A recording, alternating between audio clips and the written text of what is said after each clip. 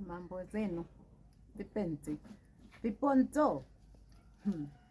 Nataka nikupeni habari hivi ya kuwa kwamba hii dunia imekwisha. Wamkopesha mtu kisha akwambia haujamkopesha, wampa mtu kisha akwambia haujamsaidia, wamsaidia mtu kumbe anakwambia umenizimia. Haya ana maisha yamebadilika, waje jamani, maisha hayana mwenyewe. Wamkopesha mtu kisha mkopesha kwambia ushahidi yako nani ulipomkopesha? Akati alipokuja kukopa alikuja peke yake bila shahidi. Dhulma na dhulumika, ndugu yangu.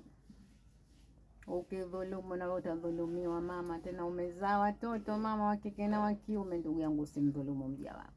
Usimdhulumu mja wa Mungu ndugu yangu. Mwenzi alikupa kwa mapenzi, alikupa kwa kukusaidia, alikupa ndugu yangu kwa moyo wake mmoja, akia akutoe kwenye zero uingie kwenye ulipokuwa.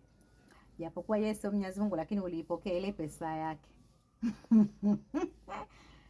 Yaani ninakuonea huruma, afu ninajionea huruma na mimi mwenyewe ninaonea huruma na wanaokopa bila kujizingatia ya kuwa dhima ya kukopa na wewe ukiwa una watoto.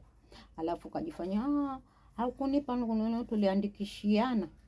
Hatukuandikishiana, maana hata wewe ulipokuja kukopa hukuja kukopa kukuandikishiana. Ulikuja peke yako, shahidi yako Mwenyezi Mungu, ulimwamini. Sasa leo inakuwaje ndugu yangu, unageuka kibiru wa mbinduka? Kuna imani. Haya, kama kuroga turogeni, kama wadua jamani tusomeni, tusahau madeni yetu.